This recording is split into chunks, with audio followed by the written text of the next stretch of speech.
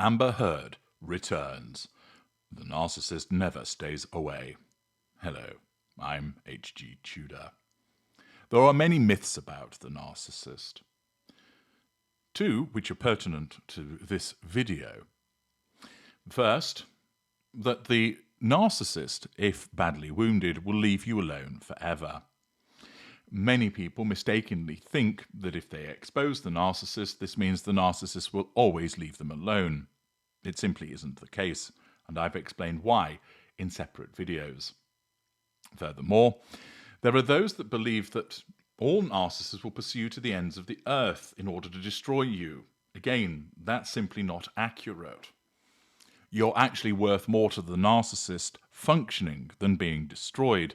There are instances where the narcissist may bring about the destruction of an appliance, but it is rarer than people realize.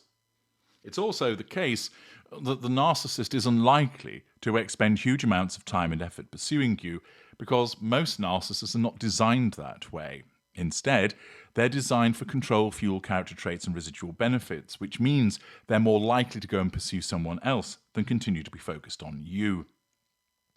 Many individuals think the narcissist is wholly focused upon them as a consequence of not understanding narcissism, the fact that they keep kicking the hornet's nest, see the assistance package for more about that, and their own emotional thinking causes them to see things in a distorted and out of proportion way, which, when they reduce their emotional thinking and look back logically, they realize it actually wasn't as sustained or as obsessive as I first thought that it was. Now, this isn't to suggest that there aren't certain narcissists that do pursue and have an obsession, but they are far rarer than people realize.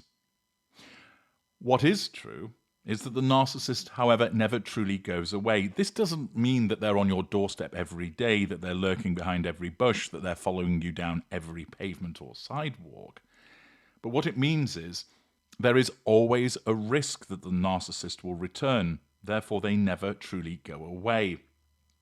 This is because the narcissist has a latent sense of ownership over you. This doesn't translate into thinking about you each and every day. But what it does mean is the narcissist does not recognize the boundary that when a relationship is over, that's it. The narcissist simply doesn't compute that. It also means that the narcissist will make a return where the narcissism deems that it is appropriate, naturally in pursuit of the prime aims. Accordingly, if control dictates that the narcissist makes a return, then that is what will happen. If the necessity of fuel brings about a return, then that is what will happen, ditto character traits and residual benefits. That return, for instance, might be in respect of hoovering you, or it might be a more general return to the public eye or prominence. The good news is that with regard to the fact that the narcissist never stays away, you can make it so that this aspect of the narcissist doesn't impact upon you.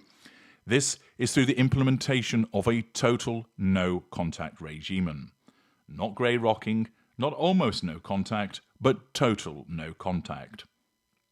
If you implement that, even though the narcissist is not staying away, you won't feel the impact of it. So, for example, if you impose a total no-contact regimen and the narcissist tries to hoover you by sending you an email, thus the narcissist has not stayed away, you've closed down that email account, so you never receive the hoover. It is incomplete.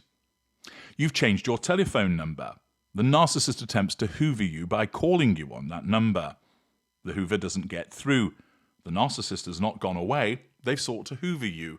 But because of your total no-contact regimen, you are not affected by that hoover. And that is the most effective thing that you can do. Owing to the needs associated with the prime aims and the sense of entitlement, lack of accountability, absence of emotional empathy, and failure to recognize boundaries, the narcissist never stays away.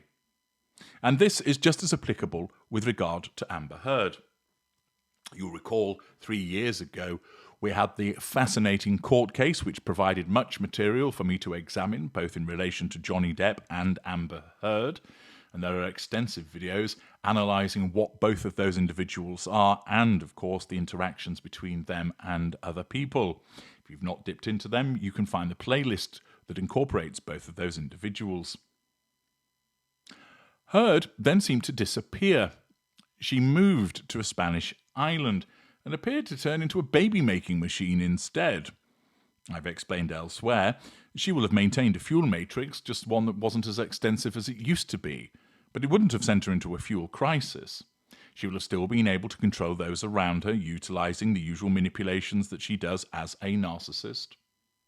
She will have been able to draw fuel from the various intimate and non-intimate individuals that incorporate her fuel matrix, along with character traits and residual benefits. What altered was her prominence. There was the occasional report about her, but she certainly stayed out of the headlines. Well, it would appear that that's no longer the case, and that as her narcissism would drive her to make a return to the platform that served her so well, it would appear that this has been reported on.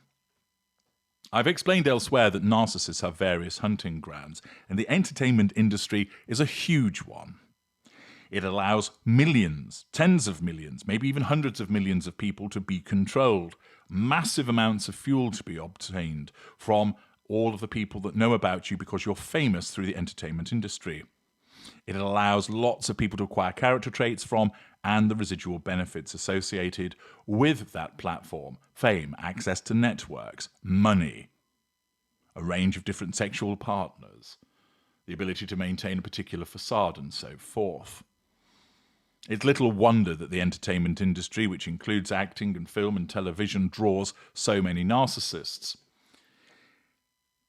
Staying away from this environment was something that Amber Heard had done for a period of time, but like a siren's call, it would appear that she's on her way back.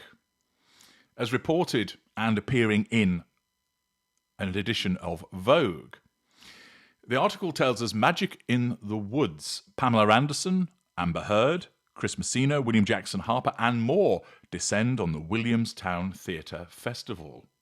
Now, it might not be up there with Cannes or the Tribeca Film Festival, but the fact is that she has made an appearance at a theatre festival, which has then appeared in Vogue, which shows she isn't staying away.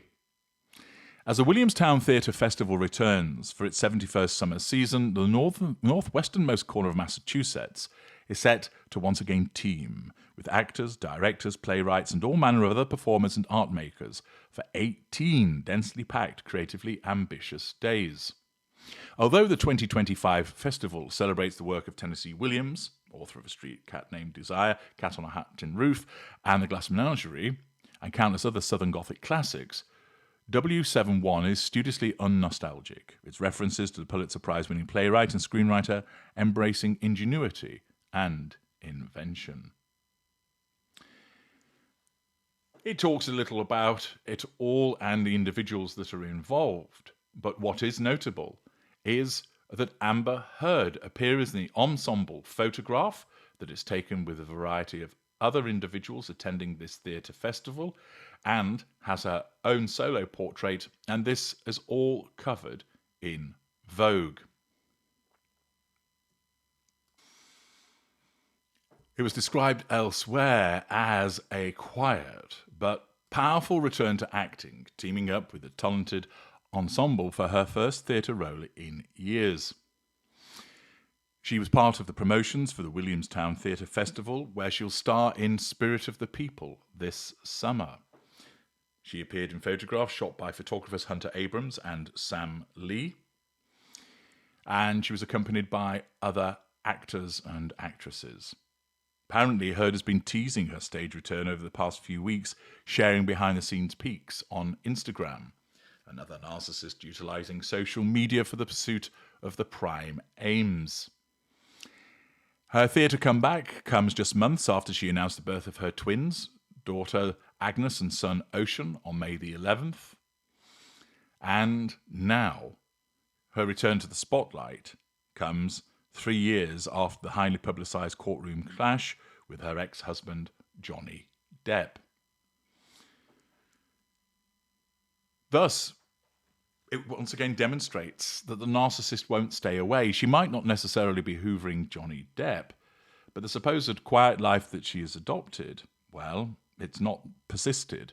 And it's no surprise, because as a narcissist, the lure of a return to the public eye through acting and also through appearances in Vogue and People magazine and others beyond that have reported on this just prove far too tempting for the narcissist. You might have thought that she would have stayed away from the public eye, concentrated on her children after what had happened, but no. The lure of the platform that allows her to pursue the prime aims with a greater degree of effectiveness has unsurprisingly proven too much, and once again demonstrates that the narcissist never stays away. I'm H.G. Tudor. Thank you for listening.